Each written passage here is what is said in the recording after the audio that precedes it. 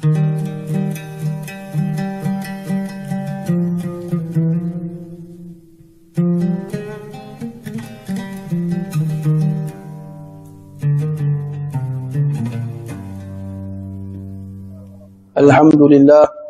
alhamdulillahillazi hadana lihaza wama kunna linahtadiya laula an hadana Allah. Alhamdulillahi rabbil alamin hamdan yuwafi ni'amahu wa yukafi'u mazidah. Ashhadu an la ilaha illallah wahdahu la sharika lah wa ashhadu anna sayyidana Muhammadan abduhu wa rasuluh. Allahumma salli wa sallim ala sayyidina Muhammadin miftahi babi rahmatillah adada ma fi ilmillah salatan wa salaman daimaini bidawami mulkillah wa ala alihi wa sahbihi adada kulli dharratin alfa marrah. Allahumma salli wa sallim ala nuril anwar wa sirril asrar wa tiryaqil aghyar wa miftahi babil yasar sayyidina wa maulana Muhammadin al-mukhtar وآله الأطهار وأصحابه الأخيار عدد نعم الله وإفضاله. سبحانك لا علم لنا إلا ما علمتنا إنك أنت العليم الحكيم. رب اشرح لي صدري ويسر لي أمري واحلل عقدة من لساني يفقه قولي. أستغفر الله العظيم الذي لا إله إلا هو الحي القيوم وأتوب إليه. أما بعد. Alhamdulillah, kita kembali pada pembacaan kitab Safinatun Najah. Kita menyambung pada apa yang dikatakan oleh pengarang di sini. Bismillahirrahmanirrahim. Wa sallallahu wa sallama ala sayyidina Muhammadin khatamin nabiyyin wa alihi wa sahbihi ajma'in wa la hawla wa la quwata illa billahil aliyyil azim. Selawat Allah, selawat dan salam dari Allah atas junjungan kami baginda Nabi, penghulu kami Nabi Muhammad sallallahu alaihi wasallam, penutup segala para nabi dan rasul, dan ke atas keluarganya dan para sahabatnya semuanya. Baik, pengarang sekarang ini memasuki bab berkenaan dengan menyambung mukadimah pengarang ini dengan memberikan selawat ke atas baginda Nabi sallallahu alaihi wasallam. Dalam dia punya isim itu, atau boleh kita namakan sebagai dia punya kata nama adalah as-salatu wassalamu. As-salatu wassalamu, kalau kita melihat pada perkataan as-salatu, perkataan as-salatu ini kalau kita ikut secara umumnya, maknanya adalah doa. Perkataan as-salatu, kalau secara general maknanya adalah doa. Kita semayang tadi, semayang zuhur juga, kalau kita lihat semayang dari sudut bahasa bermakna doa. Selawat juga kalau dari sudut terjemahan secara umumnya adalah maknanya doa. Jadi tempat tu kadang-kadang ada orang, kalau kita baca kitab bahasa Arab, dia tulis selawat ke atas Nabi juga as-salatu. Kadang-kadang dia terus umum. Ada dia tulis was-salatu wa iksaru salati ala Nabi. Bermaksud faham, maksud selawat ke atas Nabi. Ada dia tulis wa iksaru salah, dah tu je. Dia tak bilang ni selawat semayang ke, atau selawat yang kita baca selawat ke atas Nabi SAW. Dia umum. Baik. Jadi yang dimasukkan dengan solah sini ataupun selawat ke atas Nabi SAW adalah kita memohonkan rahmat daripada Allah Subhanahu Wa Taala, meminta rahmat beserta pengagungan untuk diberikan ke atas baginda Nabi SAW.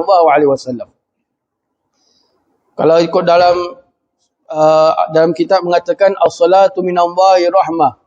Selawat daripada Allah itu adalah rahmat. Dan selawat daripada malaikat itu adalah permohonan istighfar. Dan selawat daripada manusia itu adalah doa. Kalau daripada Allah itu merupakan rahmat, kalau daripada malaikat itu merupakan memintakan pengampunan, kalau daripada manusia itu bermakna doa. Bermakna doa secara umum. Jadi ini dinamakan sebagai selawat. Wassalamu bermakna penghormatan. As-salatu wassalamu. Jadi selawat bermakna kita memohonkan rahmat, dan as-salamu memohonkan pengagungan, penghormatan ke atas baginda Nabi SAW. Sebab itu selawat ini ia berbeza dengan zikir-zikir dan juga ibadat-ibadat yang lain. Kalau zikir-zikir yang lain itu kita memerlukan kepada khusyuk. untuk dapat pahala. Kita memerlukan kepada ikhlas untuk dapat pahala dan sebagainya. Tetapi selawat ke atas baginda Nabi SAW itu special, dia tak memerlukan kepada itu semua. Kita selawat dalam keadaan tidak khusyuk, dalam keadaan hayal. Tengah jalan, tengah nak pergi bus stop, tengah nak pergi kedai, tengah tawar ikan, tengah tengok bola, kita selawat, pahala jalan terus. Bezanya selawat dengan dibandingkan dengan zikir-zikir yang lain. Dan selawat juga, walaupun kita baca selawat itu dengan riak sekalipun, tetap diberikan oleh Allah Subhanahu Wa Taala pahalanya. Kenapa? Kerana Nabi SAW. Kalau yang lain itu kita memuji Allah, jadi memerlukan kepada khusyuk, memerlukan kepada tadabbur, memahami maknanya dan juga ikhlaskan diri ketika berzikir tersebut dan sebagainya. Tapi selawat ke atas Nabi SAW, kita minta Allah, ya Allah turunkanlah rahmat ke atas baginda Nabi SAW. Yang kita mintakan turunkan rahmat ini siapa? Kekasih Allah. Yang kita sedia maklum bahawa satu selawat yang kita baca itu Allah bayar 10 rahmat. Satu selawat kita baca Allah bayar 10 rahmat. Kita sedia maklum dalam kitab An-Nasaih Ad-Diniyah karangan Al-Imam Al-Haddad, beliau mengatakan yang dinukilkan oleh para ulama, satu rahmat yang Allah berikan buat seorang hamba sudah cukup untuk dia ada seumur hidupnya. Satu je rahmat yang Allah berikan kepada seorang hamba tu dah cukup buat dia seumur hidup dia. Tak payah rahmat-rahmat yang lain, dah cukup. Satu saja dah cukup, apa lagi kalau Allah bayar 10 rahmat. Kita ni dalam kehidupan sebagai orang Islam perlukan rahmat daripada Allah Subhanahu Wa Taala. Kita dapat sembahyang zuhur berjamaah, rahmat Allah. Dapat baca Quran, rahmat Allah. Dapat sedekah, rahmat Allah. Hatta masuk syurga sekalipun kerana rahmat Allah. Subhanallah. Jadi ulama mengatakan satu rahmat yang Allah berikan pada kita dah cukup untuk seumur hidup kita. Apalagi kalau kita dapat 10 rahmat.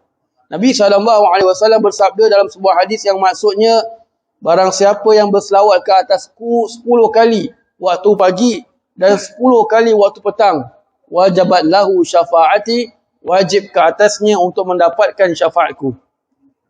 10 kali pagi, 10 kali petang. Tiap-tiap hari nak baca sampai Allah panggil kita kembali. Maka kata Nabi SAW dalam maksud hadis, maka dia wajib untuk mendapatkan syafaatku. Subhanallah. Kita kalau cakap pasal syafaat ni di bahasa Arab, bahasa Melayu maknanya pertolongan. Kita nak Nabi SAW tolong kita di depan Allah di hari kiamat. Kita nak Nabi, bahasa kita macam save kita, bantu kita di depan Allah di hari kiamat ketika di padang mahsyar dan sebagainya. Maka perbanyakkan selawat ke atas baginda Nabi SAW. Inilah kemuliaan berselawat ke atas Nabi. Subhanallah. Baik. Jadi wasallallahu wasallama ala sayyidina Muhammad, atas penghulu kami Nabi Muhammad. Perkataan sayyid ini kalau dalam bahasa Arab itu boleh diertikan dengan berbagai makna. As-sayyid itu yang pertama boleh diertikan sebagai orang yang mengetuai kaumnya. Man sada fi qaumihi, orang yang mengetuai pada kaumnya, pemimpin pada kaumnya.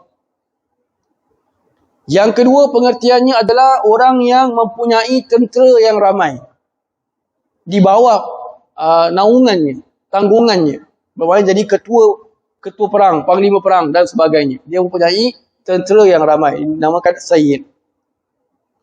Yang ketiga adalah orang yang menjadi rujukan ketika orang dalam kesusahan. Bila dalam kesusahan, orang akan cari si fulan bin fulan. Dalam keadaan masalah ekonomi ke, masalah apa pun, orang akan cari fulan bin fulan. Maka orang itu dinamakan sebagai sayyid. Yang keempat adalah orang yang lemah lembut, yang tidak terpengaruh dengan kemarahannya. Bermakna orang tu susah nak marah. Dinamakan sayyid. Keempat-empat sifat ini semua ada dalam baginda Nabi SAW. Ini dinamakan sayyid. Subhanallah. Baik. Wa sallallahu wa sallama ala sayyidina Muhammad, nama Nabi SAW dinamakan Muhammad kerana orang Nabi SAW adalah makhluk Allah, bukan sahaja manusia tapi makhluk Allah yang paling banyak dipuji. Terjadi selisih di antara ulama siapakah yang memberikan nama tersebut. Apakah ibunda Nabi SAW ataupun datuk Nabi. Ahli kitab sirah akan mengatakan bahawa yang memberikan nama tersebut adalah datuk Nabi pada hari ke-7. Pengumumannya pada hari ke-7. Ditanya kepada datuk Nabi kenapa dinamakan Nabi SAW dengan nama Muhammad, sedangkan tidak terdapat di kalangan keluargamu, di kalangan kaum kita orang yang namanya seperti itu. Maka kata Abdul Muttalib, aku mengharapkan beliau ini, baginda ini dipuji di dunia dan di akhirat. Dan riwayat pula yang mengatakan bahawa yang namakan dengan Muhammad itu adalah kerana didatangi oleh malaikat. Ibunda Nabi SAW didatangi oleh malaikat dan untuk menamakannya dengan nama Muhammad SAW. Jadi nama Muhammad itu adalah orang yang paling banyak dipuji, dan juga nama Ahmad pula adalah orang yang mempunyai kepujian melebihi orang lain. Jadi itu namanya nama Nabi SAW. Wa sallallahu wa sallama ala sayyidina Muhammad khatamin nabiyyin, penutup segala nabi dan rasul. Jadi bila kata penutup ni maknanya adalah tidak ada nabi setelah Nabi SAW. Atau boleh kita kata sebagai penyempurna para nabi dan rasul. Jadi bila kata penyempurna, setelah Nabi dan Rasul itu, setelah Nabi SAW, dah tak ada Nabi yang baru. Tak ada syariat yang baru. Hatta Nabi Isa AS pun turun, baru syariat Nabi SAW. Subhanallah. Ataupun perbetulkan syariat Nabi SAW yang mana ketika itu zaman orang sudah songsang-songsangkan ajaran Nabi SAW. Kemudian, khatamin nabiyyin, penutup segala para Nabi. Perkataan Nabi ini atau orang yang dinamakan sebagai Nabi ataupun Rasul itu, ia mestilah mempunyai dalam dirinya itu 6 sifat. Dia mempunyai dalam dirinya itu 6 sifat. Yang pertama, Nabi itu mesti daripada golongan manusia. Dia tak ada daripada golongan jin. Nabi semua daripada jenis manusia. Berapa jumlah Nabi itu hanya Allah saja yang tahu. Yang kedua, dia adalah lelaki, bukan Nabi perempuan. Nabi tak ada perempuan. So kalau ada ayat yang mengatakan wa'auhaina ila pada kadang kami mewahyukan kepada ibundanya Nabi Musa AS untuk menghanyutkan peti yang berisi dalam Nabi Musa AS, itu bukan maknanya wahyu tu wahyu kenabian, tidak. Kerana kenabian itu hanya ada pada kaum lelaki sahaja. Memang betul lah kalau Nabi itu perempuan masalah. Nabi mana pregnant, tak boleh pergi perang. Nabi mana duduk rumah, tengah sapu rumah, layan suami. Tapi kata Nabi nak kena memimpin. Subhanallah, masalah. Baik, tu yang kedua, daripada golongan lelaki. Yang ketiga, Nabi itu merdeka, bukan hamba. Bermasalah juga. Hamba tu bermakna dia sudah terikat dengan tuannya. Kan? Baik. Yang keempat, Nabi itu tidak ada sifat-sifat yang di mana orang lari daripadanya. Yang ini penyakit-penyakit yang orang lari daripadanya. Penyakit-penyakit yang mengaibkan, kecacatan dan sebagainya. Itu yang keempat. Yang kelima, bersih nama ibundanya dan bapanya dan ayandanya. Bermakna ibundanya itu, na'udzubillah, bukan daripada orang-orang yang pernah berzina, keturunannya tu, dan juga bapanya juga sama, dan juga bukan melakukan pekerjaan-pekerjaan yang remeh-temeh. Benda-benda yang orang kata tak sesuai dengan keturunan para Nabi dan Rasul. Itu yang kelima. Yang keenam, iaitu diberikan oleh Allah SWT wahyu berupa syariat. Dan tidak diperintahkan untuk menyampaikannya. Itu Nabi. Kalau Nabi itu diperintahkan untuk menyampaikannya, maka dia naik pangkat nama dia Rasul. Jadi semua Nabi itu adalah semua rasul itu adalah nabi. Tak semestinya semua nabi itu adalah rasul. Bukan semua nabi itu adalah rasul. So kalau Allah perintahkannya untuk menyampaikan, maka dia naik jadi rasul. Tak diperintahkan untuk menyampaikan, maka dia bukan rasul, dia seorang nabi. Jadi itu namanya sifat, 6 sifat yang ada pada perkataan nabi. So kita mungkin ada 1, 2, 3, 4, 5, nombor 6 jam. So bukan maknanya kita ada 5 sifat tu kita jadi nabi, tidak. Yang nombor 6 tu paling important. Dan dapat wahyu syariat.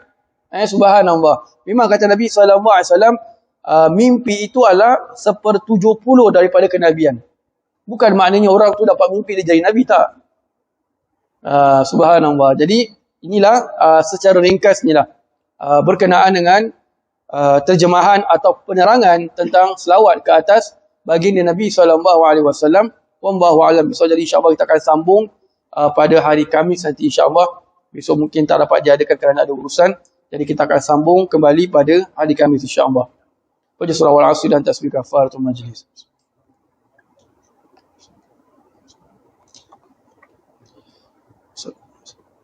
آمين آمين آمين يا رب العالمين. ربنا تقبل دعاءنا وأعمالنا وصلاتنا وصيامنا إنك أنت السميع العليم وتب علينا يا مولانا إنك أنت التواب الرحيم. دعواهم فيها سبحانك اللهم وتحياتهم فيها سلام وآخر دعواهم أن الحمد لله رب العالمين. تقبل الله منا ومنكم.